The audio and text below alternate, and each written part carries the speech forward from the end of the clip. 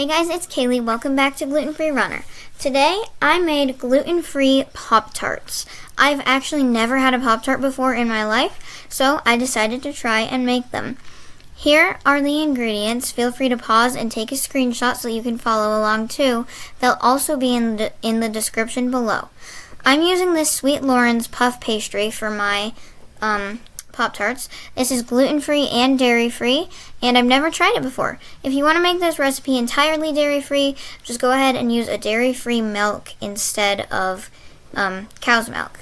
So, I'm super excited to try out this puff pastry because, as I've said, I've never used it before, and I found it at the grocery store, and I really wanted to try it.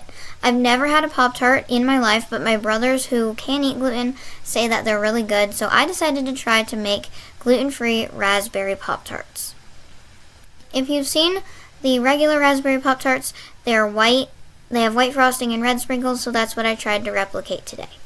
So first, you're going to start by cutting your puff pastry into a grid that creates 8 rectangles that are about 4 by 5 inches roughly.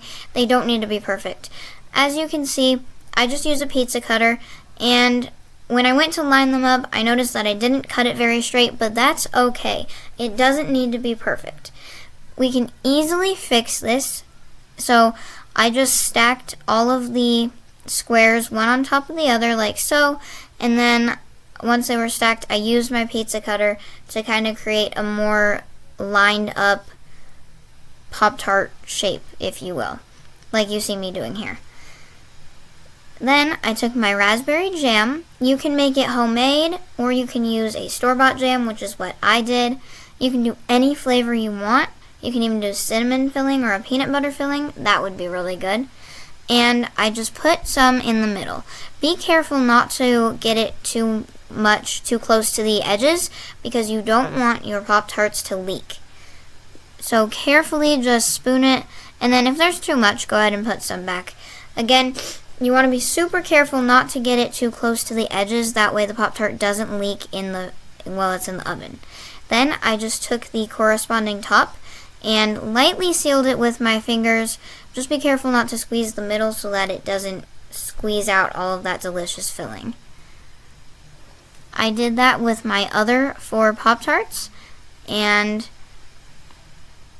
then I just basically sealed it together.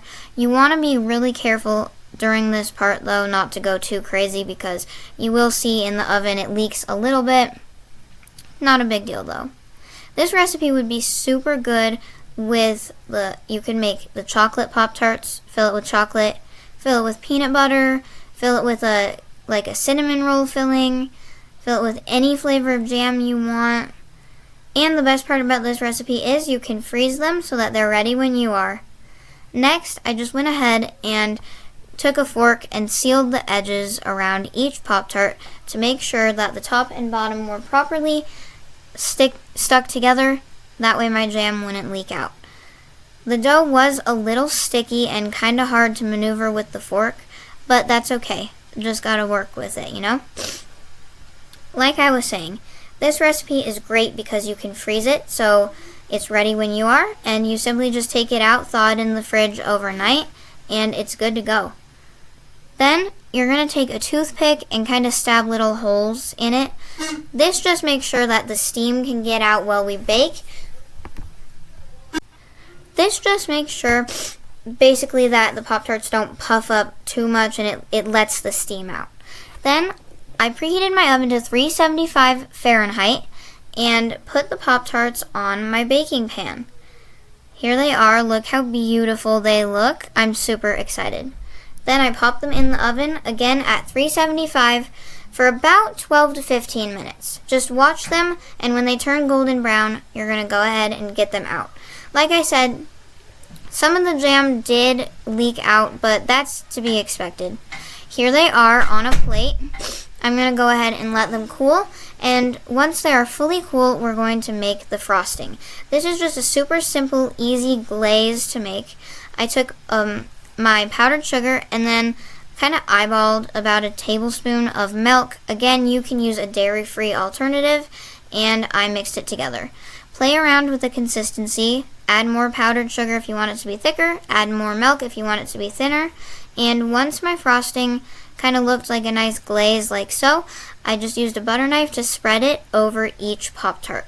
Let the glaze kind of droop down and fall naturally where it wants to, so that it looks like a real Pop-Tart.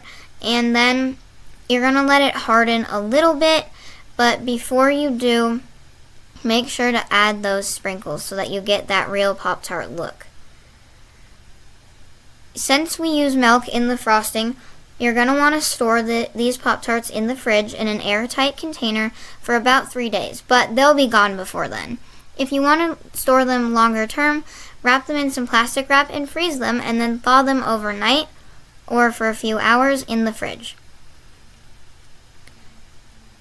Perfect. Once all that frosting is on, I just took some red sanding sugar and sprinkled it all on there to get that authentic Pop-Tart look. These turned out amazing and they taste really, really good. I'm so excited with how it turned out. My entire family actually loved them. Thanks for watching. Like and subscribe for more gluten-free goodness.